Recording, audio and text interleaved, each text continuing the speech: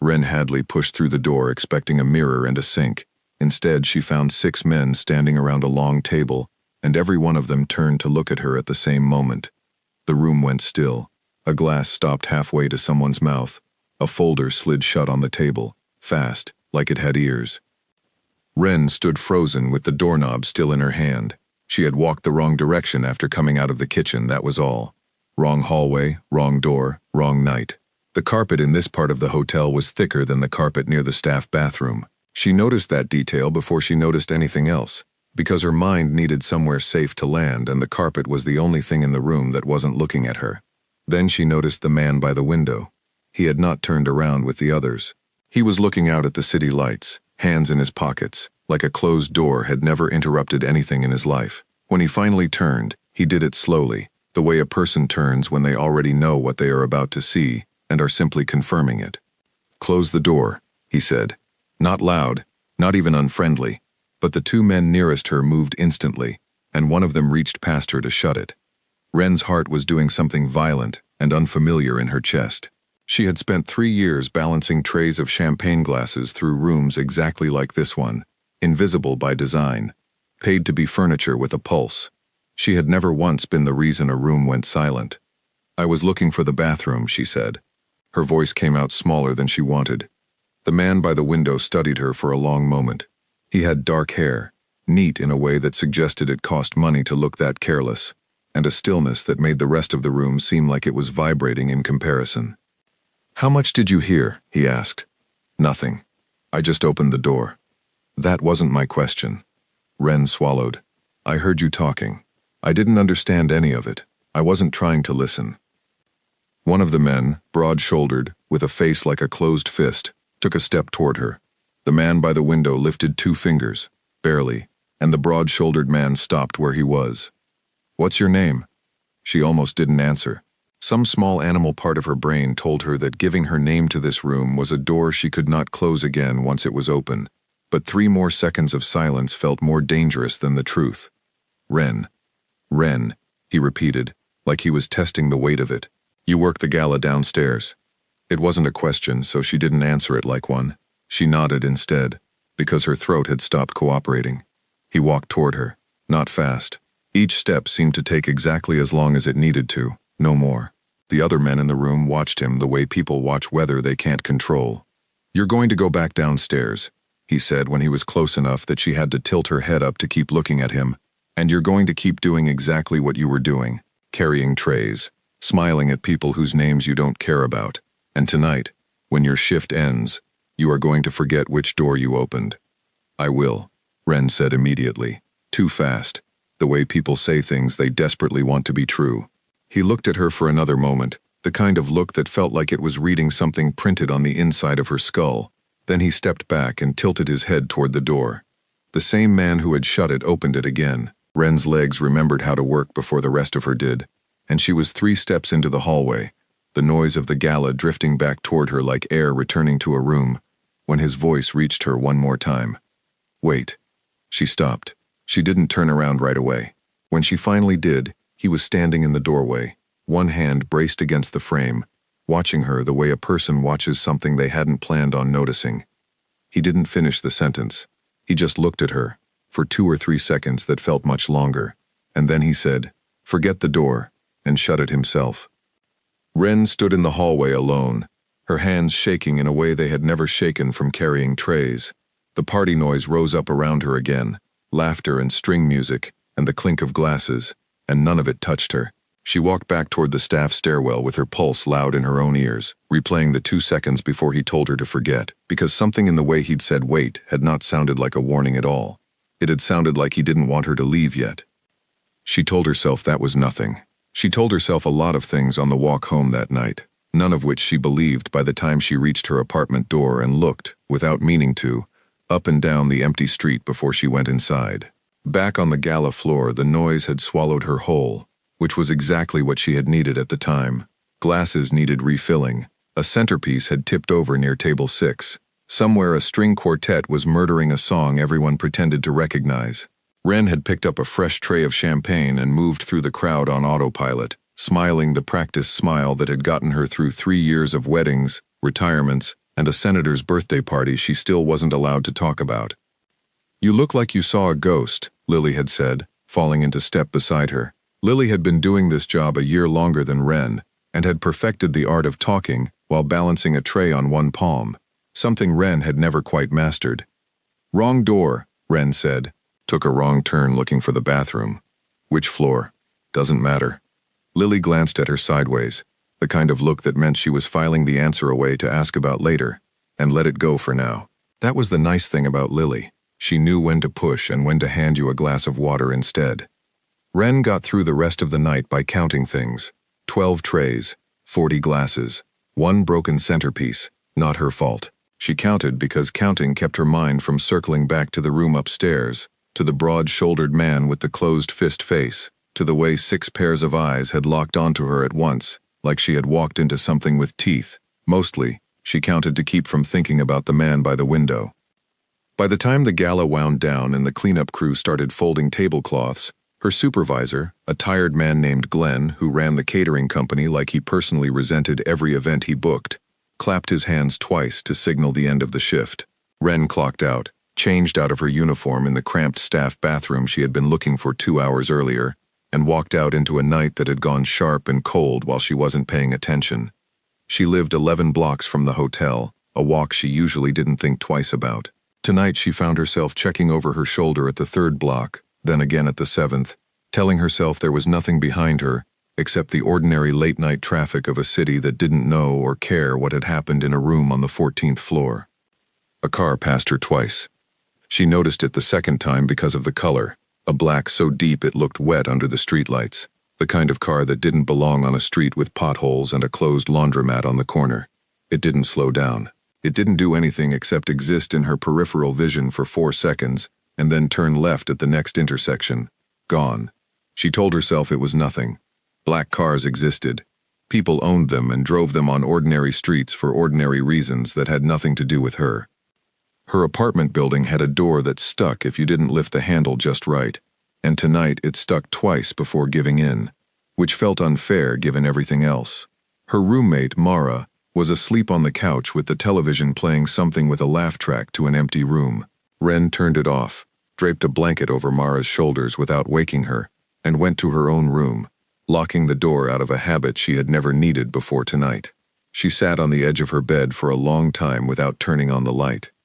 "Forget the door," he had said, as if memory worked like a switch, as if a person could decide, on command, to unknow the particular stillness in a stranger's voice, or the 2 seconds where he had looked at her, like she was a problem he hadn't finished solving yet. She lay back without changing out of her clothes, and stared at the ceiling, replaying the single word that didn't fit with everything else he'd said. Wait. It kept circling back, that word, refusing to lie flat with the rest of the warning. A man telling her to forget a door did not also need to stop her in a hallway to look at her for 3 extra seconds. He could have let her walk away clean. He hadn't. She didn't know what that meant, and some small, sensible part of her insisted she didn't want to know. She turned onto her side, pulled the blanket up to her chin, and told herself that tomorrow this would feel like nothing, a strange story to maybe tell Lily over coffee in a few weeks, once enough time had passed to make it funny instead of frightening. She was almost asleep when she heard a car idle outside, engine low, for longer than any car had a reason to idle on a street where nothing was open this late. She didn't get up to look. She told herself that was a choice and not fear, and she lay very still until the engine finally pulled away, and even then, sleep took a long time to find her.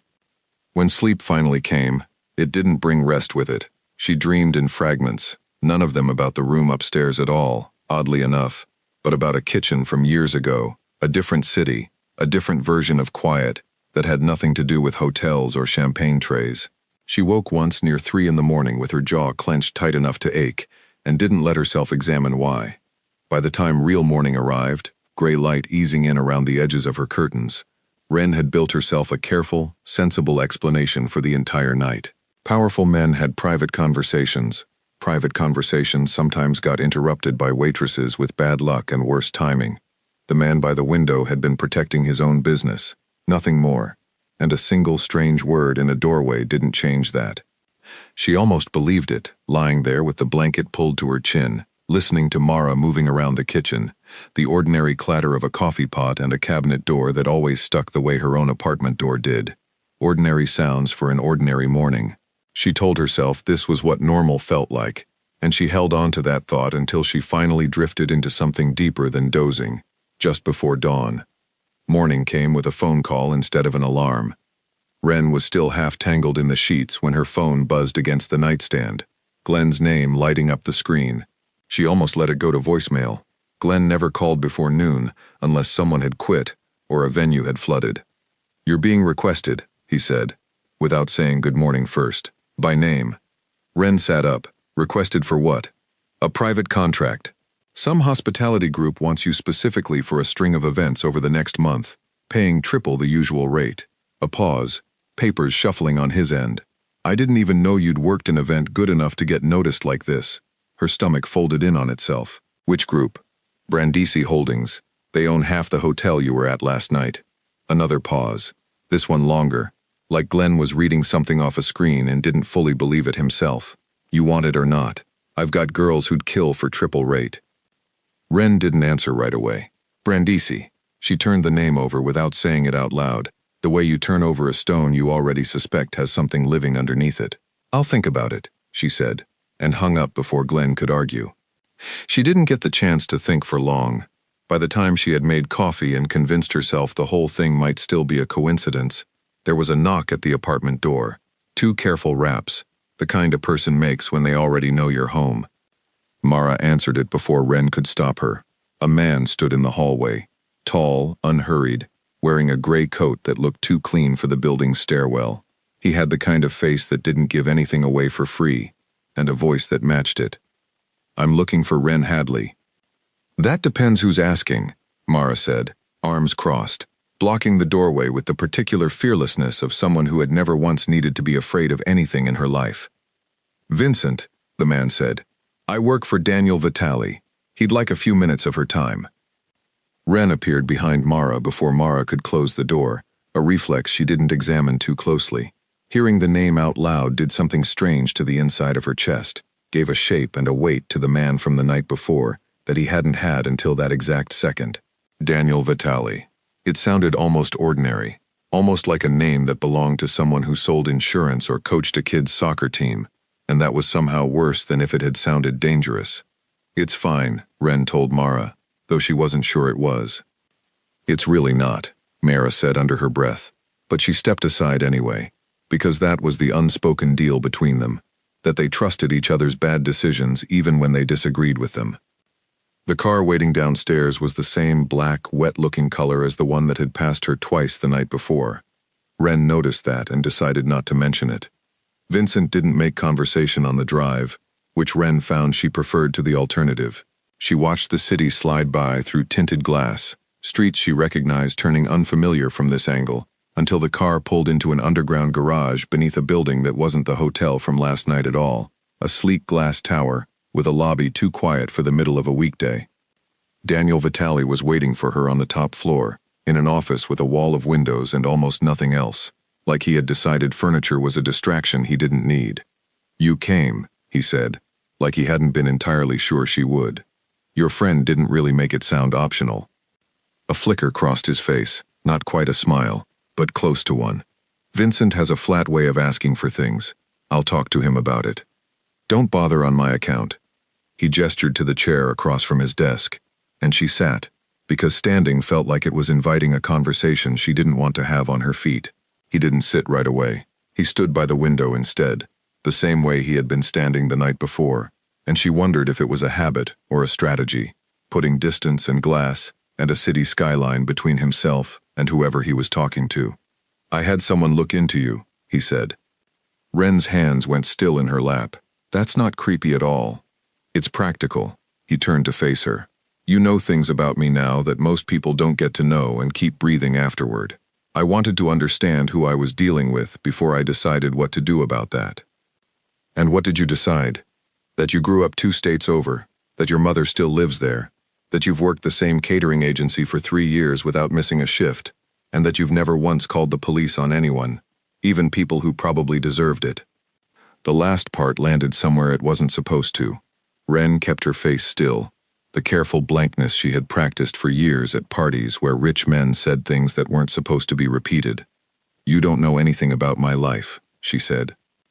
"I know enough to know you're not going to walk into a police station and tell them what you saw last night." He said it gently, not as an insult, more like he was laying a fact on the table between them and waiting to see if she would argue with it. She didn't, because he was right, and they both knew exactly why, even if neither of them said it out loud. "So what is this?" Ren said instead. "A job offer? A bribe? A warning with extra steps? Call it insurance." He finally sat, across the desk from her, closer than the window had been. "You take the contract. You work the events my company hosts. You're paid fairly, treated well, and in exchange, I know where you are and what you're doing, instead of wondering whether you've talked to someone about a door you walked through by mistake. And if I say no..." Something passed behind his eyes, brief, unreadable.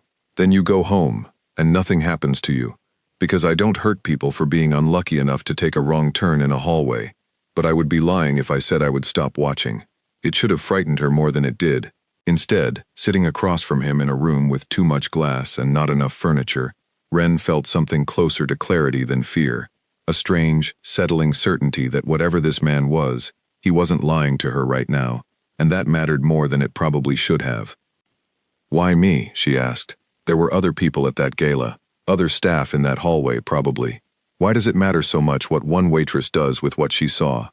He was quiet for a moment, long enough that she thought he might not answer at all. "Because most people, in your position, would have screamed," he said finally, "or run straight to security, or fainted, or done one of a dozen things that would have made the next 10 minutes very complicated for everyone in that room. You didn't do any of that. You stood there, and you were scared, and you told the truth anyway, even when the smart thing would have been to lie. Maybe I'm just a bad liar. Maybe."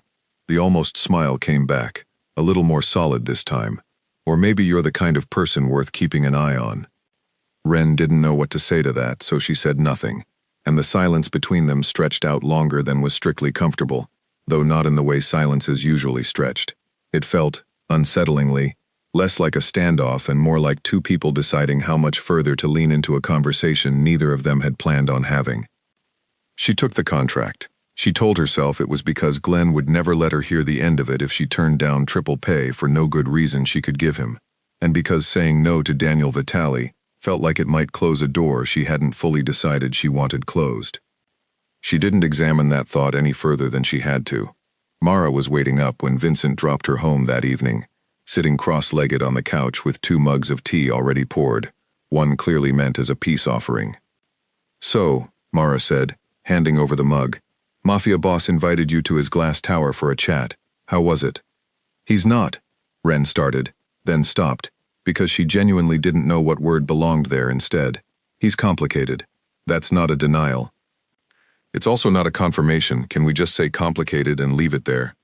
Mara studied her for a long moment over the rim of her mug, the particular look she gave whenever she was deciding how hard to push. "You took the contract." "I took the contract. Triple pay, for parties thrown by a man who scared you enough that you've been locking your bedroom door for 2 nights straight." It wasn't an accusation, just an observation, laid out plainly the way Mara laid most things out. "I'm not telling you what to do. I just want you to actually think about it, instead of letting it happen to you." Ren wrapped both hands around her mug, grateful for the warmth of it. "I have thought about it. I think saying no would have felt more dangerous than saying yes. I don't fully understand why yet. That's either very brave or very stupid." "Probably both," Ren said, echoing, without meaning to, words that weren't even hers yet. Mara didn't push further that night, which was its own kind of support, the quiet decision to let a friend make her own choices, even when those choices came with black cars and gray towers attached. The first event under the new contract was 3 nights later, a smaller gathering than the gala, maybe 40 guests in a private dining room on the same floor where everything had started. Ren worked it the way she worked every event, trays and smiles and counted glasses, except this time she caught Daniel watching her twice across the room, both times for exactly as long as it took her to notice before he looked away. Vincent drove her home again afterward, and this time he talked, a little, about nothing important, the weather, a restaurant he liked 2 blocks from her building, the kind of small talk that made the car feel less like a held breath and more like an ordinary ride at the end of an ordinary night. It was Mara who noticed first, 3 days into the new arrangement, that someone had been asking about Ren around the building. The guy at the corner store said a man came in yesterday, showed him a picture on his phone, asked if he recognized you, Mara said, leaning in the doorway of Ren's room with her arms crossed in the particular way she crossed them, when she was trying not to sound as worried as she felt. Older guy, gray hair, didn't say who he was working for. Ren's first thought was Vincent, or someone else from Daniel's side, checking on her the way Daniel had already admitted he liked to check on things. Her second thought, slower and colder, was that Daniel's people already knew exactly where she lived. They didn't need to ask a stranger at a corner store. Did the guy at the store say anything else? She asked, keeping her voice level for Mara's sake. Just that he didn't like the look of him. Said the man had a way of asking questions like he already knew most of the answers and was just checking the rest. Ren thought about the black car outside her window the night everything started. She thought about how it had passed twice, not once, and how she had decided, very deliberately, not to mention that detail to anyone, including herself.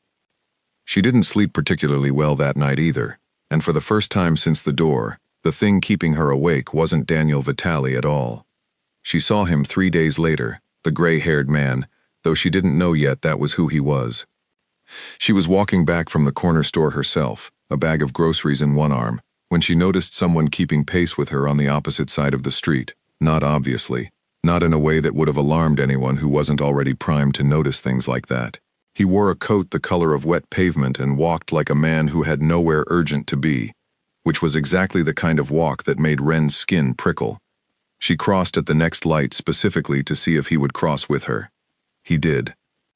Her pulse picked up, but she kept her pace steady, the way safety articles always insisted you should, articles she had half read at some point in her life and never expected to need.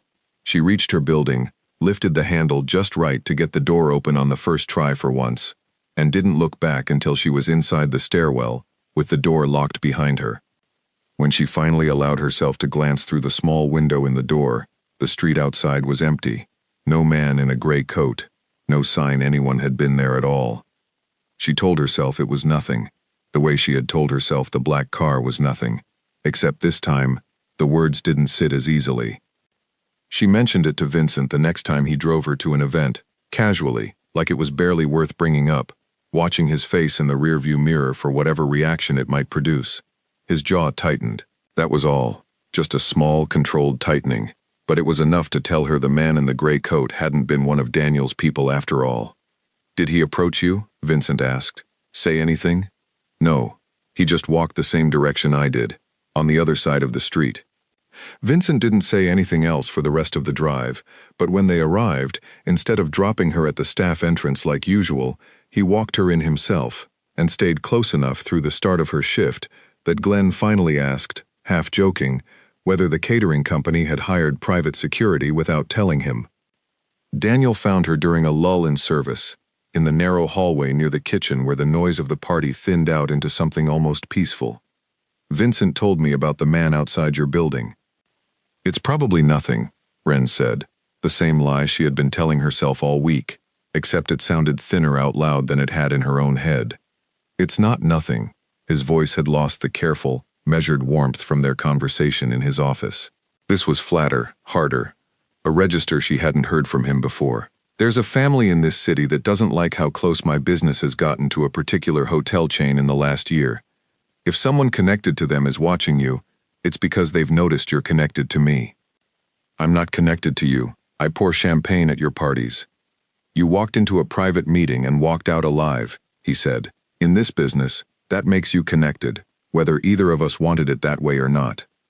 Ren felt something cold settle low in her stomach, a feeling that had nothing to do with the man in the gray coat, and everything to do with the calm, matter-of-fact way Daniel said walked out alive, like the alternative had genuinely been on the table that first night, and she simply hadn't known it. "What do you want me to do?" she asked. "For now, nothing. Keep working the events. Let Vincent drive you everywhere. No exceptions." He paused, and something flickered across his face that looked almost like an apology, though he didn't say the word. "I didn't mean to put a target on you. I want to be clear about that." "You didn't put a target on me," Ren said. I did that myself, the second I picked the wrong door. He looked at her for a long moment, the same unreadable look from the first night, except now she was starting to recognize pieces of it, the part that was calculation, and the part, smaller but present, that was something closer to concern. I'm going to fix this, he said. You don't even know what this is yet. I will, he said, and the certainty in his voice was the kind that came from a man who was used to fixing things, by whatever means the situation required, and Ren found she didn't know whether that should comfort her or frighten her more than the man in the gray coat had. Probably both, she decided, walking back out into the noise of the party with her tray balanced and her hands almost steady. Probably both, for as long as this lasted. The events blurred together after that, not in a bad way, more in the way weeks blur when you stop counting them and start just living inside them instead. Ren learned the rhythm of Daniel Vitali in pieces, the way you learn anyone, through small, repeated details rather than grand reveals. He always set his glass down on the same coaster, never directly on wood, a habit so precise it had to come from somewhere, though she didn't ask where. He answered questions about his father by changing the subject so smoothly, most people probably never noticed he had done it. He noticed everything. The exact moment a tray got too heavy for her wrist, the exact second a guest's compliment crossed over into something uncomfortable, and he had a way of appearing nearby in those moments, without ever making it look deliberate. She started looking forward to the events in a way that worried her a little, the way you worry about anything that feels too good to examine closely. You're staring, Lily said one night, nudging her with an elbow during a break in service, nodding toward where Daniel stood across the room in quiet conversation with two men in suits. I'm not staring, I'm working. You're staring with your eyes open while holding a tray. It's a very specific skill. Ren didn't dignify that with an answer, mostly because she didn't have a good one. It was during one of these events, 3 weeks into the new arrangement, that Daniel asked her, almost offhand, why she had never gone to the police that first night, before any of this started, before triple pay and black cars and Vincent's careful watchfulness became the strange new normal of her life. Would they have believed me? She said. A waitress walks in on a private meeting, says she saw something she can't even describe properly. No names, no proof, nothing but a feeling that something was wrong. They'd have written it down and forgotten about it by lunch. That's not the only reason. It wasn't a question, so she didn't treat it like one, but his patience sat there in the silence, waiting, and eventually she filled it without quite deciding to. I grew up watching someone decide who got hurt in a room just by being in it, she said. I learned a long time ago that people like that don't go away because you tell someone in a uniform. They just get angrier. She didn't say her father's name. She didn't say anything else about it at all, and Daniel, to his credit, didn't push for more. He just went very still for a moment, the particular stillness she was starting to recognize as the look of a man recalculating something privately, and then he changed the subject to something easier, the wine selection for next week's event, and let her decide whether to be grateful for that or not. She decided to be grateful. One evening, near the end of the 3rd week, Ren tripped over an extension cord no one had bothered to tape down and sent an entire tray of champagne flutes crashing across the marble floor of the private dining room, the sound somehow louder than seemed physically possible for glass. The room went quiet for half a second, the particular hush that follows any sufficiently spectacular disaster, before conversation resumed as if nothing had happened, because that was the rule among people who attended events like this one, the unspoken agreement to never acknowledge the help's humiliation directly. Ren knelt immediately, gathering shards with hands that shook more from embarrassment than danger, cataloging the damage with the same absurd, narrow focus she had once given a spilled lipstick rolling toward a gutter. 4 glasses, fully broken. 2 more, cracked but salvageable. 1 miraculously untouched, sitting upright in the wreckage like it had personally decided to survive. Leave it, Daniel said, crouching beside her, before she had even registered him crossing the room. I have to clean it up. It's my job. Someone else's job. In about 10 seconds. He nodded toward 2 staff already converging with a dustpan, and gently pulled her hand back from a shard she had been about to pick up bare-fingered. Yours is to not bleed on the marble. Glenn would never forgive either of us. This isn't funny. It's a little funny. The corner of his mouth twitched, fighting and losing against a smile. You should see your face. You look like the glasses personally betrayed you." Despite herself, despite the embarrassment still burning hot in her cheeks, Ren laughed, short and surprised, the kind of laugh that arrives uninvited and ruins whatever serious mood a person was trying to maintain. "There it is," Daniel said, something pleased and quiet in his voice, like he had been hunting for that exact sound all evening, and had finally found it. He helped her up, his hand warm and steady around hers for exactly as long as necessary, and not a second longer, and walked with her toward the kitchen so she could collect a fresh tray, the two of them falling into an easy, unhurried quiet that had nothing to do with broken glass at all. "You don't have to babysit a clumsy waitress," she said, once they were out of earshot of the dining room. "I'm not babysitting. I'm making sure the woman who walked into a room full of armed men without flinching doesn't get taken down by a champagne flute." I flinched, internally. "A lot. You hit it well." He glanced sideways at her, something warmer than amusement settling into his expression. "You hide a lot of things well, I've noticed." She didn't have a clever answer for that, so she didn't try to find one, and they walked the rest of the way to the kitchen in a silence that felt, for the first time since the night she had opened the wrong door, almost entirely comfortable. The trouble came on a Thursday, the kind of ordinary Thursday that gives no warning it's about to stop being ordinary. Ren had finished an early shift, a smaller lunch event that didn't require Vincent's usual ride home, and was walking the 6 blocks to her building with her headphones in and her mind comfortably empty, when a hand closed around her arm from the narrow gap between 2 parked cars. She didn't have time to call out before a second man stepped in front of her, blocking the sidewalk, and the first man's grip tightened just enough to make clear that pulling away wasn't an option being offered. "Tell your boyfriend Carlo says hello," the first man said, close to her ear, his breath smelling like cigarettes and something sweeter underneath. "Tell him this is just a conversation. Next time it won't be." Her bag slipped off her shoulder and hit the pavement, and her whole focus narrowed, absurdly, to the spilled contents. A lipstick rolling toward the gutter, her phone screen cracking against the concrete, as if her mind had decided the bag deserved more attention than her own pulse hammering against her ribs. It was over almost as fast as it started. The 2 men let go, stepped back into the gap between the cars, and were gone before a woman walking a dog rounded the corner and asked, with genuine concern, if Ren was all right. Ren said she was fine. She picked up her phone, the screen spider webbed with cracks, and her lipstick, and walked the rest of the way home with her hands shaking too hard to call anyone, until she was safely inside with the door locked. She called Vincent instead of the police, which told her, more clearly than anything else could have, exactly how much her life had changed in 3 weeks. Daniel arrived at her apartment himself within 20 minutes, which she would later learn was a record for him, a man who didn't typically go anywhere without 3 layers of planning first. He didn't ask if she was hurt right away. He looked at her, really looked, the way a person checks for damage before they trust themselves to speak, and something in his face during those few seconds was nothing like the careful, contained man from the glass office. It looked, for just a moment, like fear wearing someone else's expression, badly. "Tell me exactly what they said," he said, once he had confirmed with his own eyes that she was standing in front of him in one piece. She told him. She watched his jaw tighten on the name Carlo, the same controlled tightening she had seen on Vincent's face weeks earlier, except amplified, a muscle working under skin, like something straining against a leash. "This was supposed to stay between organizations," he said, more to himself than to her. "He's not supposed to touch civilians." "I'm not a civilian to him anymore. I'm a message." Daniel didn't argue with that, because she was right, and they both knew it.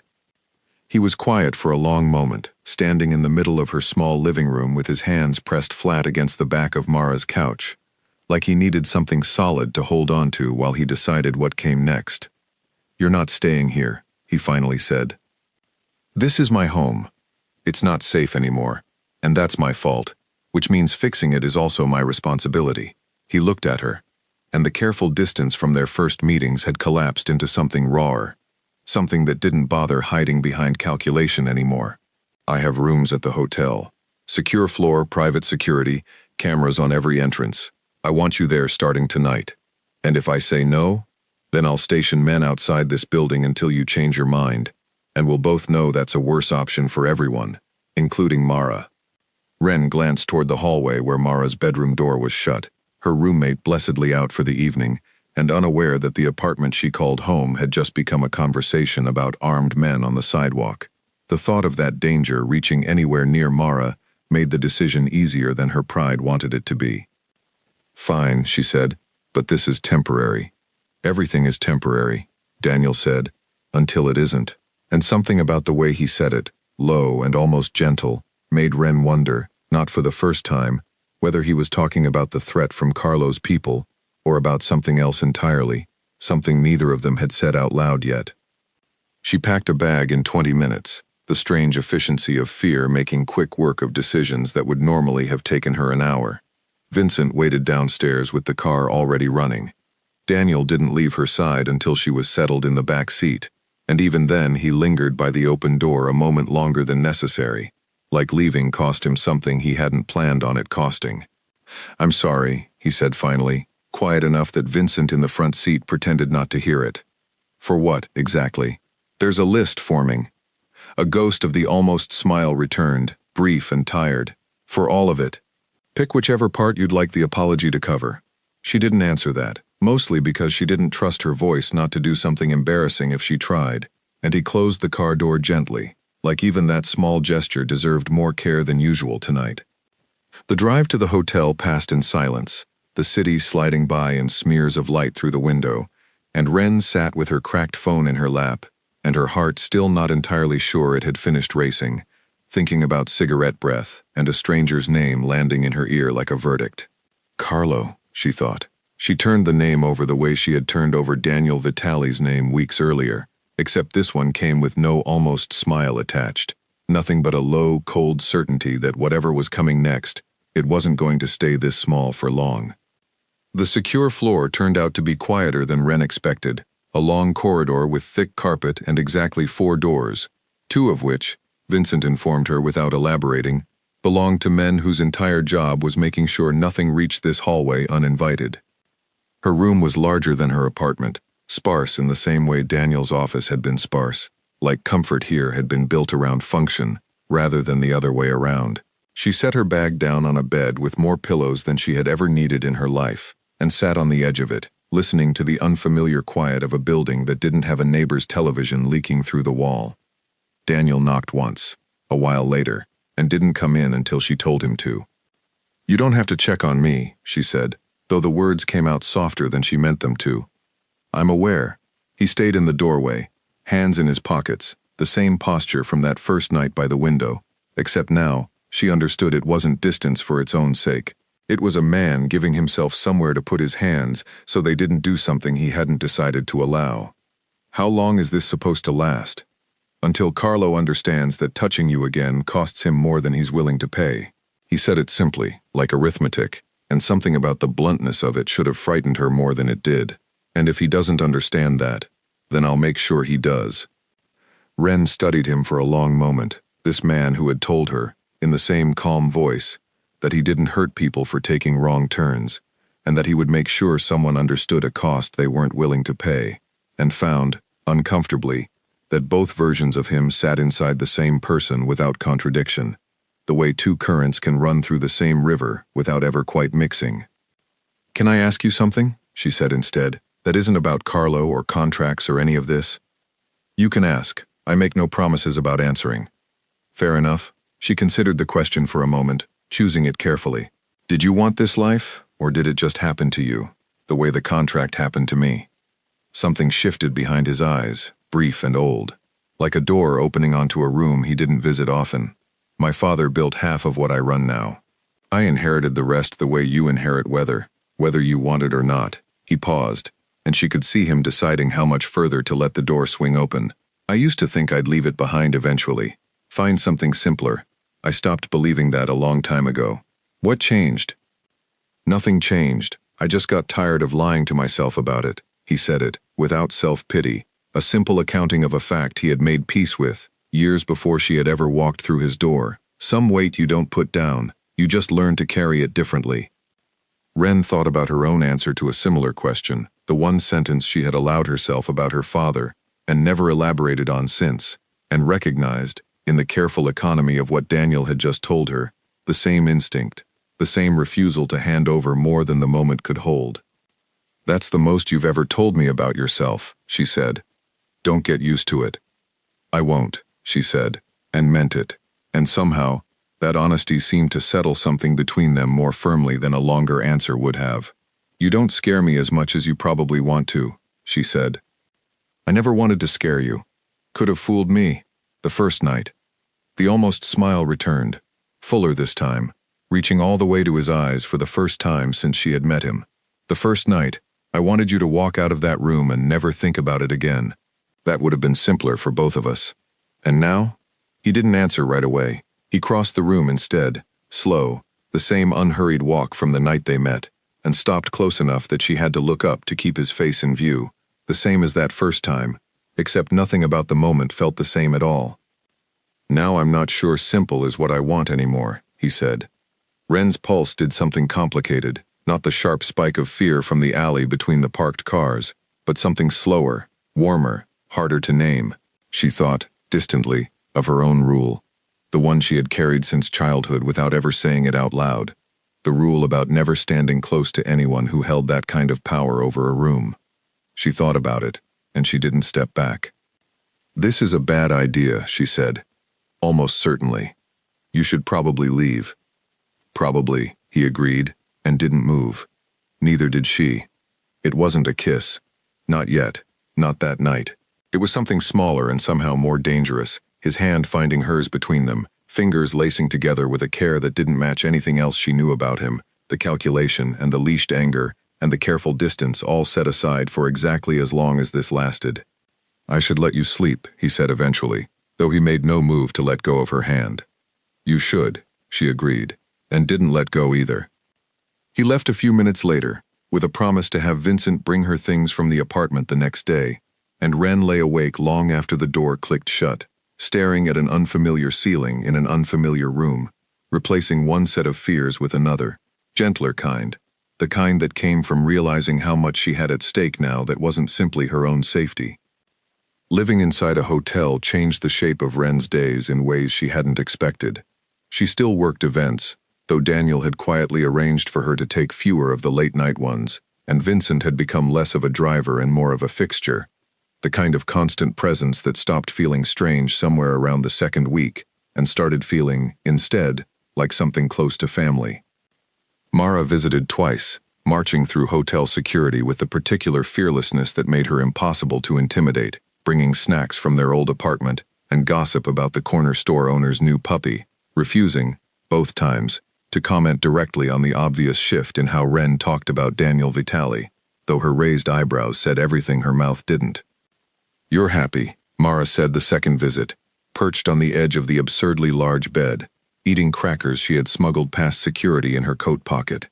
"It's annoying. I don't trust it." "You don't have to trust it. You just have to eat fewer of my crackers." "These are my crackers. I brought them." Mara softened, just slightly, the teasing falling away. "Just be careful, okay? I like that you're happy. I'd like you to stay in one piece while you're at it." Ren promised she would, though even as she said it, she understood it wasn't entirely a promise she had full control over anymore. One night, when no events were scheduled and Vincent had finally agreed, after considerable argument, to let them go somewhere without 3 additional men trailing at a careful distance, Daniel took her up to the hotel's roof instead of out into the city, a compromise neither of them had fully wanted, but both had quietly accepted. The roof had a garden nobody used. String lights wound through a row of potted trees that had clearly cost more than Ren's first car, and a view of the skyline that made the whole city look smaller and more manageable than it actually was. "This is the best I can offer right now," Daniel said, settling onto a bench beside a planter that smelled faintly of rosemary. "A roof, instead of an actual date. I'm aware it's not much. It's more than I expected, considering the week I've had. Low bar." "Extremely low bar," she agreed, and he laughed, a real laugh this time, unguarded in a way she had only caught glimpses of before. They sat in comfortable silence for a while, the city humming below them, distant and unbothered by anything happening 14 floors up.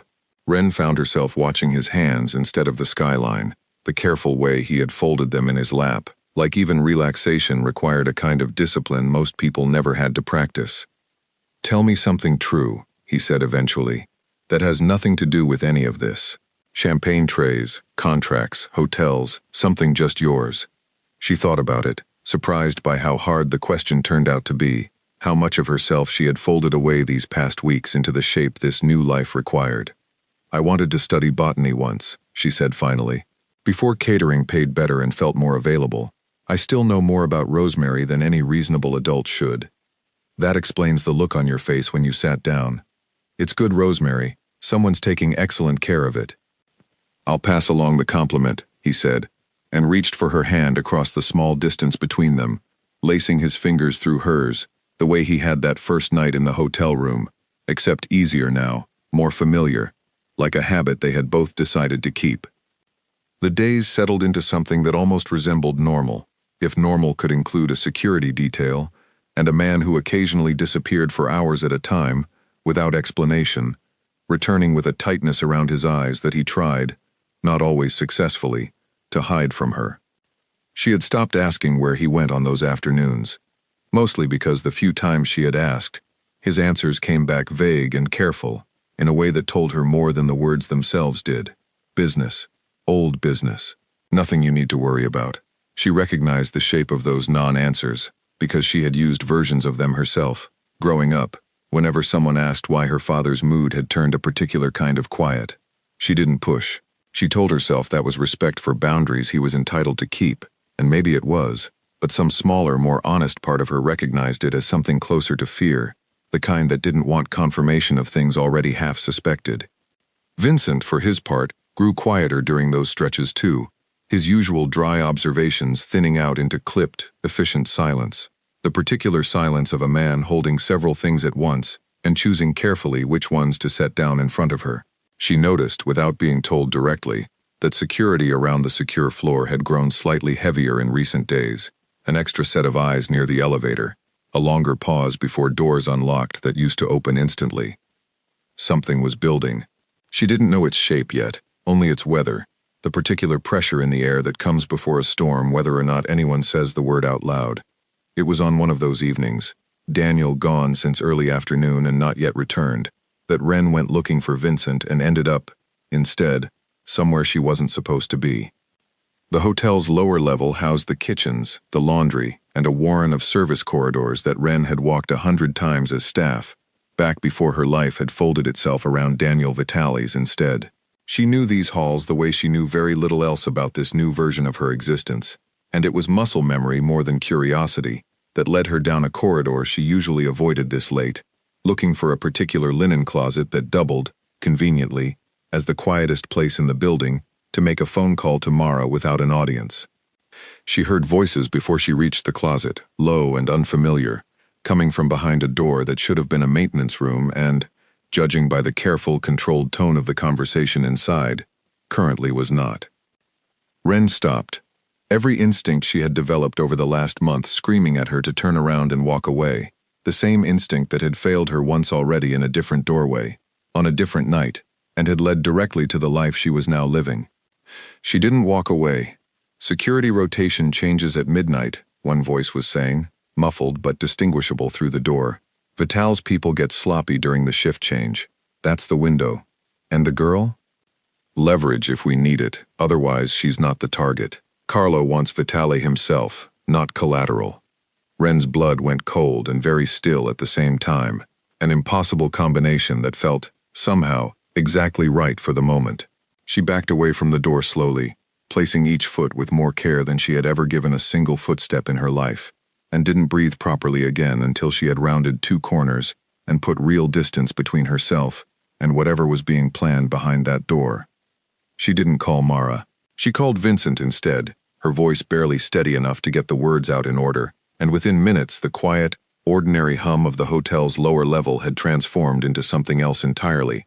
Men moving with purpose through corridors that had been empty 30 seconds earlier, voices low and urgent over earpieces. Wren hadn't even noticed most of the security war. Daniel arrived back at the hotel 40 minutes later, and the calm, contained version of him that Wren had grown used to was nowhere in evidence. He found her in Vincent's small office near the lobby, sitting with a cup of tea she hadn't touched, and crossed the room in 3 strides to kneel in front of her chair, taking both her hands like he needed to confirm with his own touch that she was actually unharmed. "Tell me everything you heard." She told him word for word, as close as she could manage with her memory still scrambled by adrenaline. He listened without interrupting, his jaw working the same controlled tightness from the alley incident weeks earlier, except magnified now, stretched thin over something that looked, for the first time since Ren had known him, less like calculation and more like genuine fear. "Midnight," he repeated when she had finished. "That's 3 hours from now. What are you going to do?" "What I should have done the day Carlo's men touched you," he said, and the flatness in his voice was worse than any shouting could have been. "I let this go on too long, trying to keep it contained, trying not to start something that couldn't be walked back. That was a mistake. Daniel," she said his name carefully, "the way you say something you're not entirely sure you have the right to say yet. Don't do something you can't undo, because you're scared." He looked up at her then, and for just a moment, the careful armor cracked enough that she could see straight through to whatever sat underneath it. Something raw and unguarded, and entirely unlike the man who had told her, that first night, to forget the door and walk away. "I am scared," he admitted, quiet enough that it barely carried across the small distance between them. "I have spent 10 years building something that doesn't leave room for being scared, and somewhere in the last month, you walked through the middle of it anyway, and now I can't stop thinking about what happens if I lose you, over a mistake I made trying to keep this business as quiet as possible." Ren didn't have an answer for that, not a real one, not one that would have done justice to the way her chest had tightened listening to him say it. She did the only thing that felt true in the moment, which was to lean forward and press her forehead against his, both of them still and silent for a few seconds, that held more weight than any of the careful, measured conversations they had shared since the night in his glass office. "Then don't lose me," she said finally. "Win this without losing yourself in the process. I didn't survive a wrong door just to watch you become someone I don't recognize." Something passed across his face, quick and complicated, equal parts gratitude and grim resolve, and when he stood, the careful, contained version of him had returned, though something underneath it had shifted, recalibrated, recommitted to a version of tonight that didn't end the way Carlo's people had planned. "Stay with Vincent," he said. "Don't leave this office for any reason, no matter what you hear. Daniel, please." The word cost him something, she could tell, a man unused to asking for anything, instead of simply arranging for it to happen. "Let me do this one thing, the way I should have done it from the start. Carefully. Without you anywhere near it." She nodded, because there wasn't really another choice, and he kissed her once, quick and certain, like a promise he didn't have time to put into proper words, before he was gone, the office door swinging shut behind him, leaving Ren alone with Vincent, and 3 hours that suddenly felt unbearably long. The clock on the wall read 9:15. Midnight had never felt so far away, and so close, at the same time. Vincent didn't try to make conversation. He sat near the door with his phone in hand, scrolling through updates Ren couldn't see, occasionally murmuring short responses into an earpiece she had stopped finding strange weeks ago. She watched the clock change from 9:15 to 9:40, in increments that felt both instant and endless, her tea going cold and untouched on the small table beside her. "You're not actually going to sit still for 3 hours, Vincent said eventually, not quite a question. "I told Daniel I would. You told him you'd stay in this office. You didn't say anything about sitting still." Ren looked at him properly for the first time since she had arrived, and found something almost like amusement behind the controlled exterior he usually wore. Vincent had never once, in a month of careful, near-silent car rides, struck her as a man who said things by accident. "What did you have in mind?" "Nothing that involves you anywhere near Carlo's men," Vincent said. "But there's a difference between sitting here doing nothing and sitting here doing something useful. You walked in on a planning conversation once already and didn't get caught. You might remember a detail neither of us would think to ask about." So Ren told him again, more slowly this time, walking back through the memory step by careful step, the way you walk through a room in the dark, trying to feel for furniture you already know is there, the midnight timing, the shift change, the mention of leverage, of Ren herself, not the primary target but available if needed. "They said the window was the shift change," she said, frowning, replaying the muffled voices in her mind. "But they also said something about a service entrance. I didn't think about it at the time. I was too busy trying not to get caught listening, but one of them mentioned a delivery schedule. Vincent went very still. What kind of delivery schedule? I don't know exactly. Just that it would give them cover, a reason for unfamiliar people to be moving through the building without raising questions. Vincent was already on his feet, already speaking quietly and urgently into his earpiece, relaying what Ren had just told him to someone on the other end, his careful, unhurried manner from the car rides entirely gone, replaced by something sharper and faster. Ren caught fragments of his half of the conversation: kitchen deliveries, loading dock, cross-checked the manifest, and understood, with a small, fierce satisfaction, that the detail she had nearly dismissed as unimportant might matter more than anything else she had overheard. "Good catch," Vincent said, ending the call. "That's a second entry point nobody flagged. I'm passing it up the chain. Does that mean Daniel knows?" "It means his security team knows, which is faster than waiting for him to find out secondhand." Vincent studied her for a moment, something assessing in his expression that hadn't been there before. "You're better at this than you think you are." "I don't want to be good at this," Ren said. "I want this to be over." "Most people in this life want exactly that," Vincent said, not unkindly. "Very few of them get it as cleanly as they hoped." The hour crawled toward 10, then 10:30. The hotel around them carrying on with the strange, oblivious normalcy of guests checking in, room service trays clattering down hallways, none of them aware that 3 floors below, men were quietly rerouting deliveries and double-checking entry points against a threat that wouldn't announce itself until midnight. Ren tried to distract herself with her phone, the cracked screen still readable despite the spider web of fractures, scrolling through nothing in particular, until a message from Mara made her sit up straighter. "You okay? Heard sirens near the hotel earlier. Just checking in." Ren typed back a careful, mostly true reply. "Fine. Just a long night. Talk tomorrow," and set the phone face down on the table, unwilling to let her roommate's casual worry pull her any further out of the careful calm she was trying to hold on to.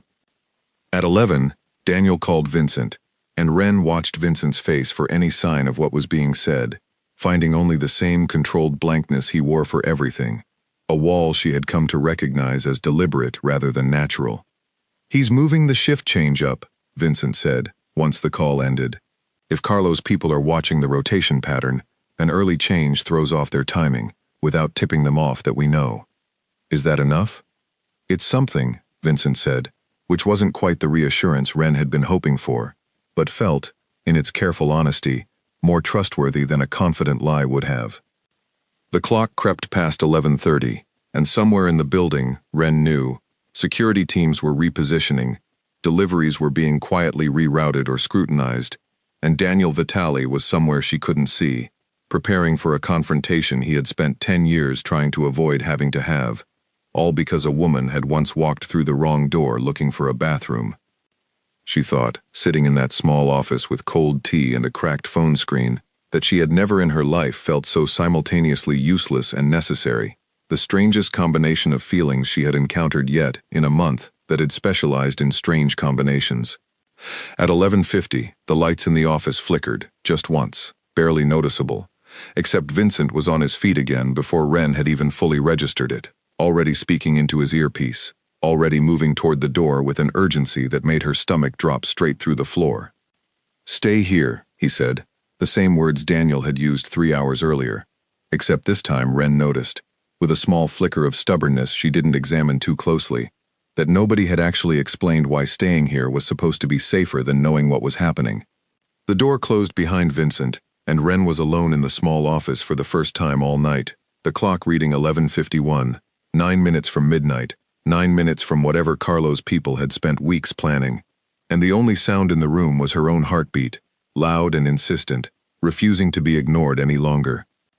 Ren stood in the small office and counted to 10, the way she used to count champagne glasses to keep her hands from shaking, and found, this time, that it didn't work at all. 9 minutes. She thought about Mara's casual text, about sirens near the hotel, about Daniel's voice telling her, "Please, let me do this one thing the way I should have from the start."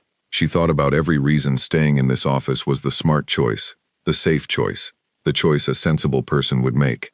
Then she thought about the service corridors 3 floors below, corridors she had walked 100 times before any of this started, Corridors she knew better than almost anyone currently scrambling to defend them, and she stood up. She didn't run. Running drew attention, and 3 years of catering work had taught her that invisibility was a skill, one she still had, contract or no contract, hotel guest or staff. She slipped out of the office in the plain dark cardigan she had grabbed without thinking, hair pulled back, and moved through the lobby like someone who belonged there.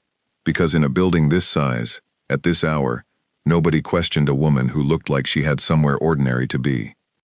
The stairwell down to the lower level was unguarded, which told her, with a small cold certainty, that every available person had already been pulled toward wherever the real trouble was unfolding.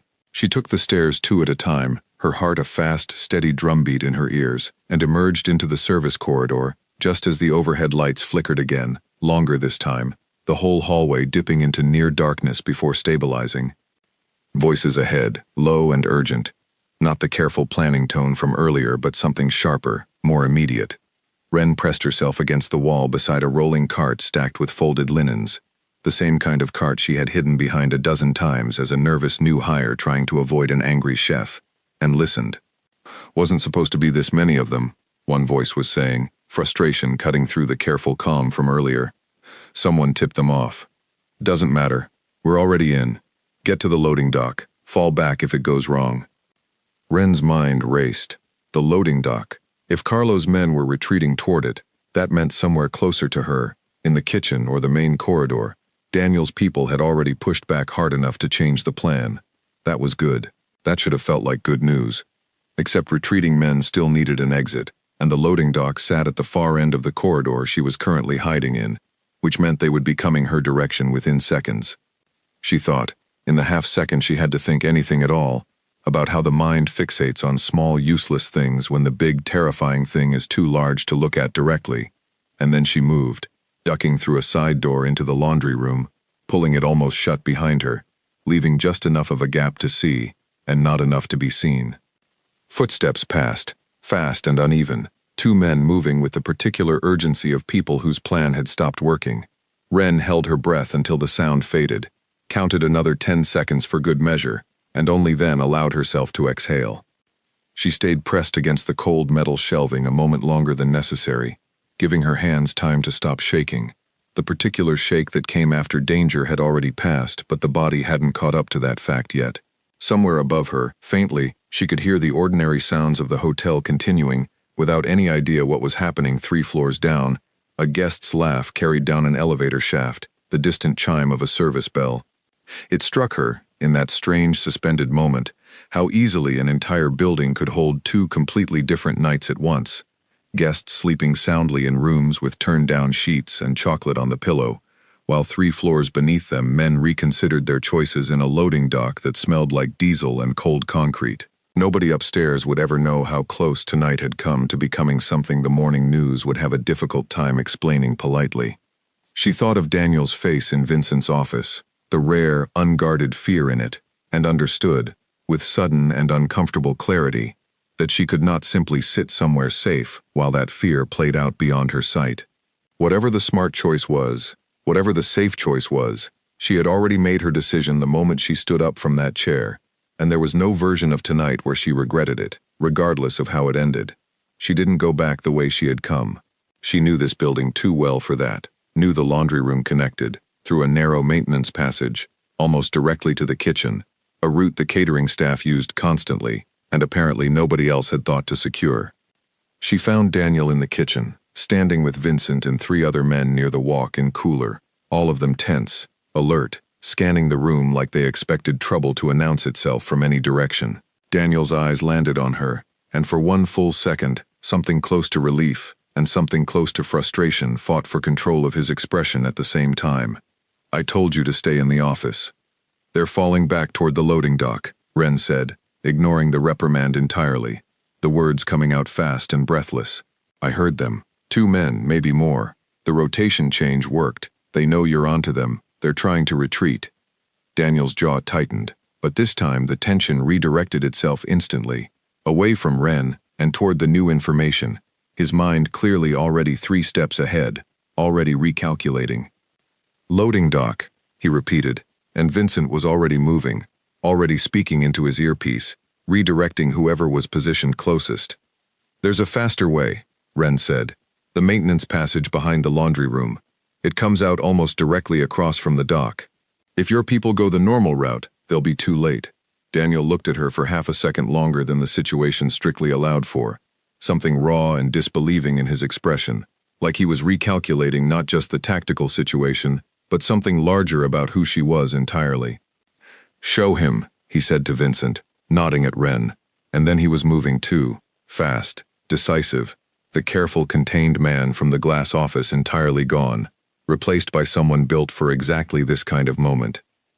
What happened over the next several minutes, Ren only pieced together afterward, in fragments, because Vincent kept her firmly behind him the entire time, true to his word about keeping her away from the worst of it. She heard raised voices, the scrape of something heavy being shoved aside, a tense standoff near the loading dock that ended, as far as she could tell, not with anything as dramatic as the fear in her chest had imagined, but with the quiet, absolute certainty of men who had walked into a trap of their own making and recognized, fast, that the smartest move left available to them was surrender. By the time Vincent allowed her closer, the loading dock had gone eerily calm, two of Carlo's men sitting on the concrete with their hands restrained, flanked by Daniel's security, and Daniel himself standing a short distance away on his phone, voice low and controlled, in a way that somehow carried more weight than shouting would have. "Tell Carlo it's over," he was saying. "Tell him I have two of his men, a recorded confession about tonight's plan, and enough patience left to make one phone call instead of several. He has until morning to respond, and then I stop being patient." Ren didn't hear the response on the other end, but she watched Daniel's shoulders ease, just slightly, the controlled tension draining out of his posture as whatever was said landed the way he had intended it to. He ended the call, and for a moment, standing in a loading dock that smelled like exhaust and cold concrete, surrounded by the quiet aftermath of a confrontation that had somehow, impossibly, ended without anyone getting badly hurt, Daniel Vitale looked, more than anything else, exhausted. He crossed to where Ren stood beside Vincent, and this time he didn't say anything about her disobeying him, didn't bring up the office or the promise she had broken to be here. He just reached for her, pulling her into him with both arms, holding on like he needed to confirm, the same way he had after the alley incident, that she was actually solid and present and unharmed. "You weren't supposed to be anywhere near this," he said into her hair, voice rough in a way she hadn't heard from him before. "You weren't supposed to need the help," Ren said, "but here we are." He laughed, short and surprised, the sound of a man who hadn't expected to find anything funny tonight, and found himself laughing anyway. Here we are. He didn't let go of her right away. They stood like that for a long moment, Ren's cheek pressed against his chest, listening to his heartbeat slow gradually from whatever pace fear had driven it to, while around them Daniel's people worked with quiet efficiency, restoring order to a loading dock that had nearly become something far worse. "I need you to know something," Daniel said quietly, into her hair. "If anything had happened to you tonight, none of this, the patience, the leverage, the careful phone calls, none of it would have mattered to me anymore. I want you to understand that before we walk back upstairs, nothing happened to me." This time, he said, and the honesty in it, instead of frightening her further, settled something unsteady back into place. The next several hours passed in a blur of careful, quiet cleanup. Daniel's people handling Carlo's captured men with the particular efficiency of people who had clearly done this kind of thing before. Vincent coordinating something in low murmurs that Ren didn't ask about and didn't want explained. By the time the sky outside the loading dock's small window had started turning the pale gray of early morning, the worst of it had been resolved, not with the violence Ren had spent the whole night dreading, but with information, leverage, and the simple, undeniable fact that Carlo had been caught planning something he couldn't talk his way out of. Daniel walked her back up to the secure floor himself, his hand wrapped around hers the entire way, neither of them saying much, both of them too tired and too wrung out for anything beyond the comfort of simply not letting go. "Carlo responded," he said finally, as they reached her door. "An hour ago. He's agreed to stand down. Officially, tonight never happened. And unofficially? Unofficially, he knows exactly what it cost him to try this, and exactly what it'll cost him if he tries again." Daniel studied her for a long moment, something softer than exhaustion settling into his face. "It's over, Ren. Really over. Not the temporary kind of over I promised you weeks ago." She let that settle, the relief arriving slower than she expected, more like a tide coming in than a wave crashing down all at once. "What happens now?" she asked. "Now you get some sleep.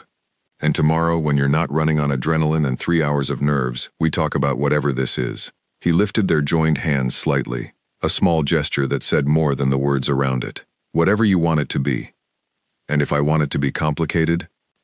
"Then it's complicated," Daniel said, "and we figure it out anyway."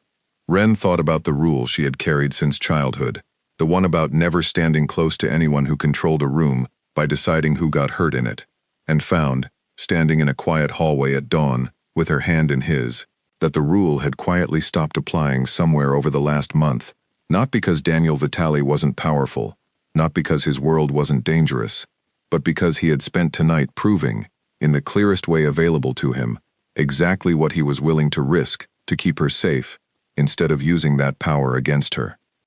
That was a different thing entirely from the room she had grown up in, and she was only now starting to understand how different. "Okay," she said. "Okay? Okay. Complicated. I can work with complicated." The almost smile from their first real conversation finally became a full one, tired and genuine. The kind of smile that belonged to a man who had spent 10 years building walls around exactly this sort of vulnerability, and had just discovered, somewhat to his own surprise, that he didn't mind the walls coming down after all. He didn't leave that morning. He stayed until she fell asleep, sitting in the chair by the window with the city slowly waking up behind him, and when Ren woke hours later, the chair was empty but the door was unlocked, and a note sat on the nightstand in handwriting she was only just beginning to learn. 3 words that didn't need any more explaining than that. "Still here. Always." Ren read it twice, folded it carefully, and tucked it into the drawer beside her bed, the first object she had chosen to keep from a life that had started. One ordinary night, with nothing more dramatic than a girl looking for the wrong bathroom, and finding, instead, exactly where she was supposed to be. Mara found out everything 2 days later, sitting across from Ren at the small kitchen table in their old apartment, a plate of reheated noodles between them, and a story that took considerably longer to tell than Ren expected. "You broke into a mob standoff," Mara said flatly, when Ren finally reached the part about the laundry room and the maintenance passage, wearing a cardigan. "I didn't break into anything. I walked through a building I used to work in." During an active, and I cannot stress this enough, mob standoff. The cardigan was very practical. Mara set down her fork, staring at her with an expression that hovered somewhere between horror and reluctant admiration. "I leave you alone for 1 month and you turn into an action hero. I turned into someone who knew which hallway connected to which other hallway. That's it. That's the whole superpower. That's still more than I'd manage." Mara reached across the table and squeezed her hand, briefly, the gesture saying more than either of them needed to put into words. "I'm glad you're okay. I'm also never letting you forget that you once described a triple-pay catering contract as, and I quote, probably fine. In my defense, I genuinely thought it might be fine. You thought wrong and then you fell for the wrong, which honestly tracks for you." Ren didn't argue with that, mostly because there wasn't much room to. 3 weeks later, with Carlo's organization quiet in the particular, watchful way of people who had learned an expensive lesson and intended to remember it, Ren found herself back at the hotel, not as staff, and not entirely as a guest either, somewhere in the comfortable, undefined space between the two that had become her actual life. She still worked events occasionally, mostly because she liked the work itself, the rhythm of trays and small talk that had nothing to do with anyone's business but her own for a few hours at a time. Lily had stopped asking pointed questions about which floor she disappeared to after her shifts, having drawn her own conclusions weeks ago and decided, generously, to keep them to herself. It was during one of those quieter evenings, the gala long wound down and the cleanup crew folding tablecloths in the distance, that Ren found herself walking the 14th floor hallway again, the same corridor from her very first night, thick carpet under her shoes, the same particular hush that came from being somewhere most people weren't allowed to go. Daniel was waiting by the same door, though it stood open this time, light spilling out into the hallway instead of staying carefully hidden behind it. "You're early," he said, glancing up from whatever he had been reading. I know this hallway better than you'd think. I used to take a wrong turn here on a regular basis. I remember. Something fond crossed his face, the kind of fondness that came from looking back at fear and finding, on the other side of it, something worth keeping instead. You scared the life out of 6 grown men, you know, just by opening a door. I was looking for a bathroom. You were looking for trouble. You just didn't know it yet. She crossed the room and settled into the chair across from his desk, not because anyone had asked her to sit, but because it had stopped being a room she needed permission to enter months ago. Outside the window, the city went on with its ordinary business, traffic and light, and a million small lives that had no idea how close one particular evening had come to going very differently. No regrets, she said. About the wrong door? Daniel set down what he had been reading, came around the desk, and pulled her up into a kiss that answered the question more thoroughly than any words could have. None, he said, when he finally pulled back. Best wrong turn I've ever watched anyone make. Outside, the city lights kept burning, indifferent and constant, the same as they had been the night a shy girl pushed through the wrong door looking for a sink and a mirror, and found, instead, exactly where her whole life had been waiting to begin.